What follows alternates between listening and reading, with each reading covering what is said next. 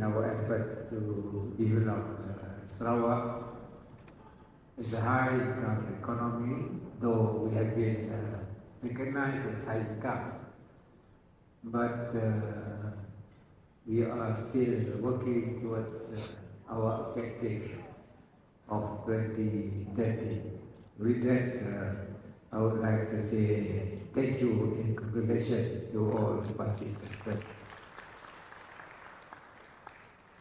Ladies and gentlemen, I have here prepared text, but after listening to Datuk Abdullah and Mr. Edward, let me share with you what I have in mind in terms of managing our biodiversity and also the policies that the government is implementing as far as the macroeconomic policies of Sarawak. You know very well that under post-COVID-19 development strategy, we have the three pillars, which is economic prosperity, meaning we want to increase income of our people, at the same time to reach a certain figure on the question of our GDP growth.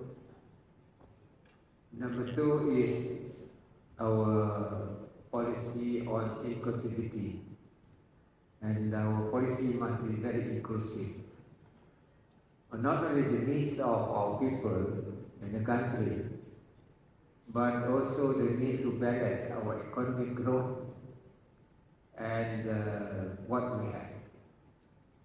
And that leads to the third pillar, which is the environmental sustainability. In other words, our economic policy towards the 2030 started about after the COVID 2022 is the policy that balances the need of the country to grow and also the need to preserve the environment that we have. Meaning that when we want to implement our project, our development project, be it infrastructure, road, bridges, water supply, and power generation, we have to take into account. We factor in the question of the environment. In other words, this policy is there under our PCDS, except the policy that we are launching tonight is more micro in terms of how to balance our ecosystem and the need of our economic development.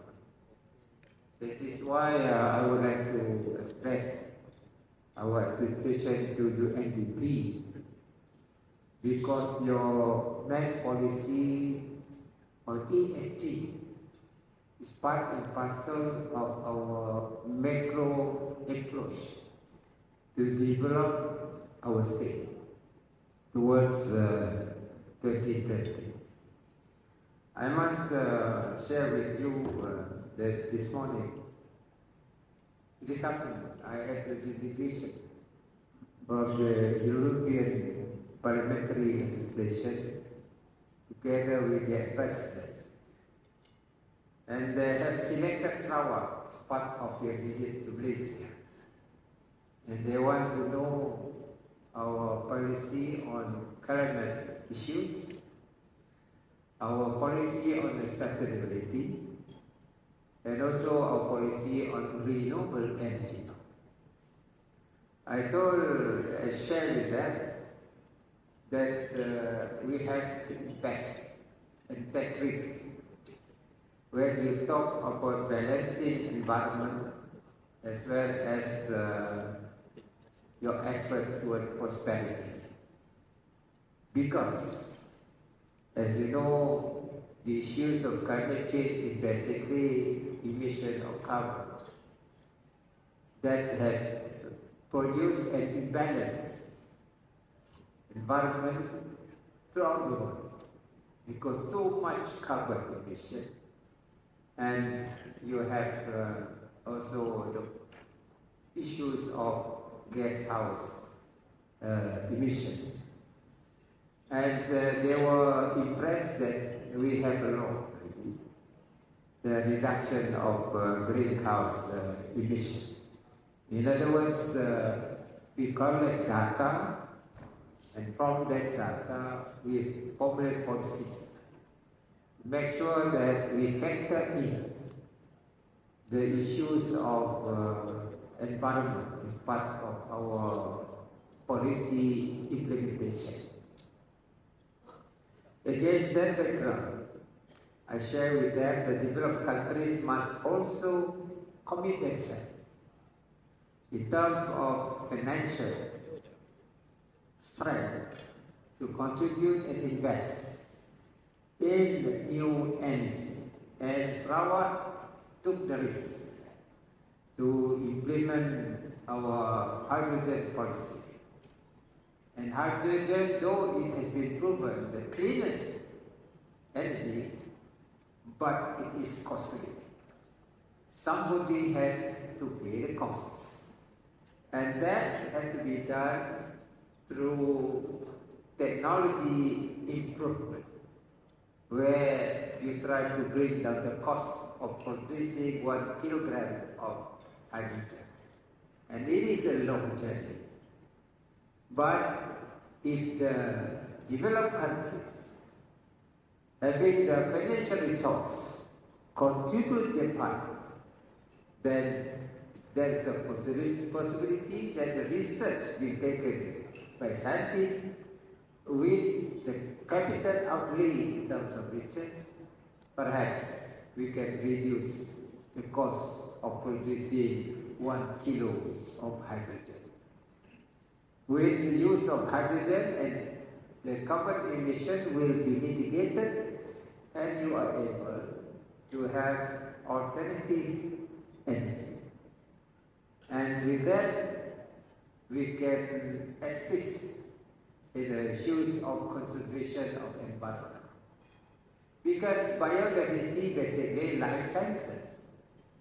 Life sciences, there must be element of coexistence between one another.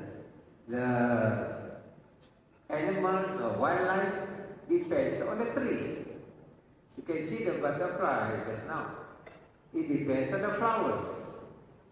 At the same time, the trees also depend on water. And you have to retain water. I mean, this is a cycle, natural cycle. And against that natural cycle, our policy must be formulated in order to continue this cycle. Otherwise, one component not there or one element not there, the other element will be dying. And for that to be protected, we have to have a very sound and profound policy that will balance the two. So in other words, what we are launching tonight is somebody has to act, action. Otherwise the plan is just on the table. Nobody will implement whatever plan you have if you don't have the commitment and willing to take the risk.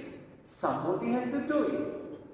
And the delegation this afternoon acknowledged what we have done.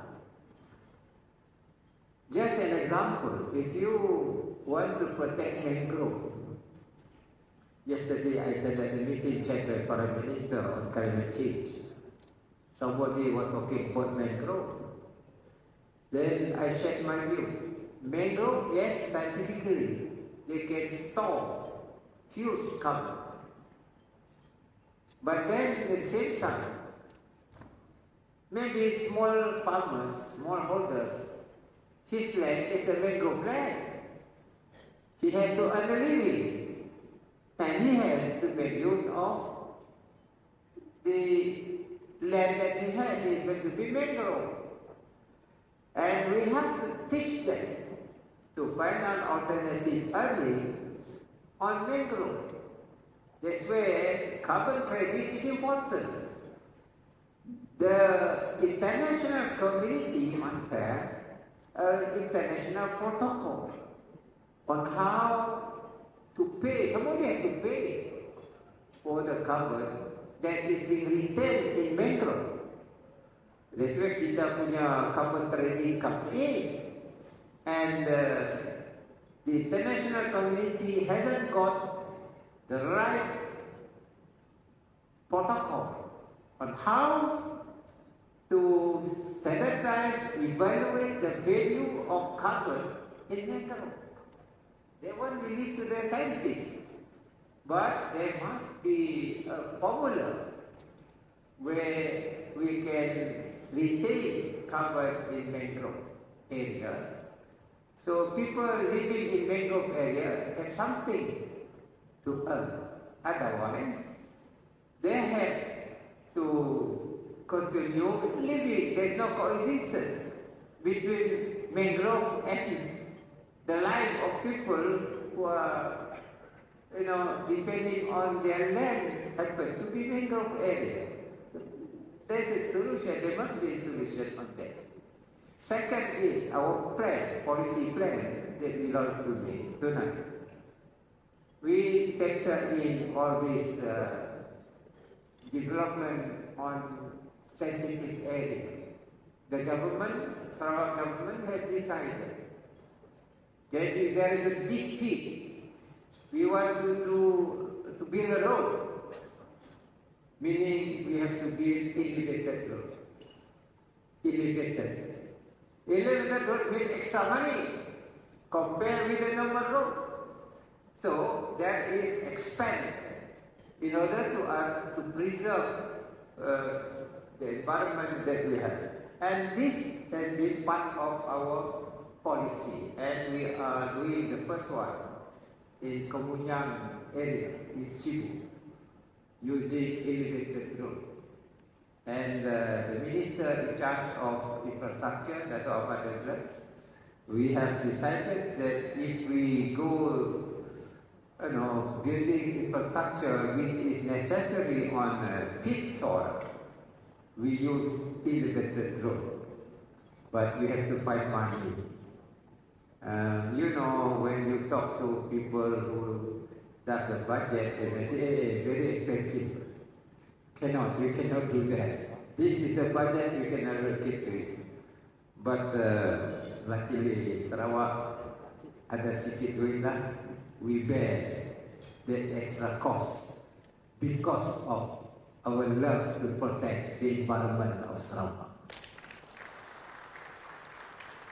In other words, the ESG is part of the ingredient in our effort to preserve our environment. Just now I was given the briefing on thematic sector. That's why I left to the technical committee to look into this thematic sector across the board. So that is part of the process for us to preserve our environment and life sciences. Finally, I would like to share with you that our biodiversity ordinance, we will amend our Sarawak biodiversity ordinance, where we do research on our biodiversity. There could be commercial value on our biodiversity, and perhaps that material can be commercialized, including wish to multiply the number, extra number, and you can get revenue from that. Under the present ordinance, SBC is not allowed to do this, and I have decided that we amend the SBC ordinance to allow research and commercialization of research in order we can share the outcome with the world. For instance, our algae. Algae is part of our research. Now, if that algae produce biofuel, and that biofuel becomes SAF, and SBC cannot go into any joint commercial collaboration with an authorized authority who knows it, then SBC rugi lah. But if you have that research, because algae is part and parcel of biodiversity, and if that can give revenue producing biofuel, then we also contribute to the supply of biofuel, which is green in nature, to our aviation industry. That will lessen the emission of carbon from our planes. And this is part of, the whole ecosystem. And that is why we are amending our SDC, Sarawak Biodiversity Ordinance, to allow research and commercialization of our research for the benefit of mankind, because it is nature-based. Once you have nature-based product, surely you really look after the material that is used to produce that product. This is under SGD, I think, 12 here, SDG, Responsible Consumption and Production. That is what we call responsible consumption and production through this collaboration. And the other one is, I found out, I think 2 months ago, that I think Datuk knows about this. There's a tree that can grow fast, indigenous tree called Kalapayang. And then this tree, in terms of stature, has quality perhaps better than acacia.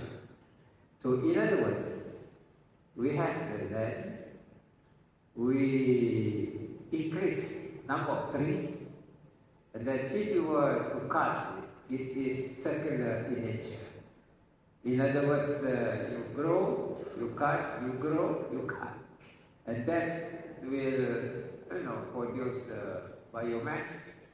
And once you have the biomass, now there is what we call hybrid